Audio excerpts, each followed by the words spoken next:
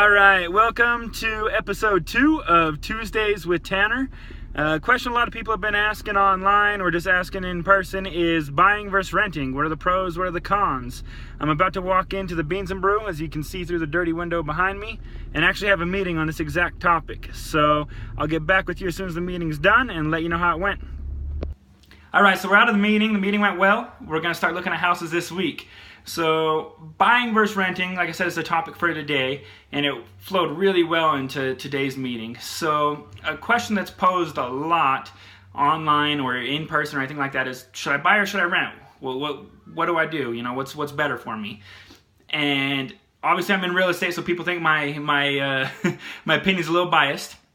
But even before I was in real estate, I read the series Rich Dad Poor Dad. You know, they got a couple of books, the author does, and everything about his books just drives home the perks of owning a home. You know, the value in real estate and how it always, I mean, it goes up and down, but it always comes back to a good level where real estate's one of the best assets you can buy. It's more stable than stocks or anything like that you're going to get.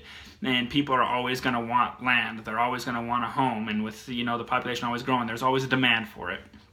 So I've always been big, even before, you know, when I got ready to move out of my mom's house, I said I would never own an apartment. I wouldn't pay anybody else's rent. I wasn't going to pay for apartments rent. I wasn't going to flush money for something that didn't go to something I own. Once you start making payments on an apartment, it goes nowhere. You're just paying for a space that you can get kicked out in or leave, and you have nothing after you leave. Where a house, you always have that. You're making payments, it's yours.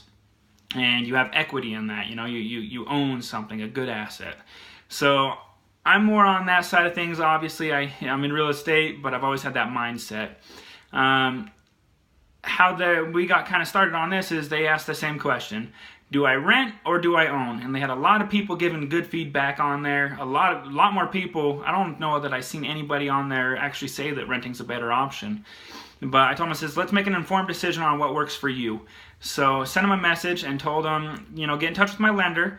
Let's see where you pre-qualify for and see what the payments would be in that range. And then I'll take the same payment that you guys are going to get, what you pre-qualify for, and I'll send you houses that you can get in that payment range. Compare them to apartments that you guys are looking at and see what's the better value to you. And once they started looking at the apartments compared to the house, you know, the apartments, they're 2-bedroom apartments.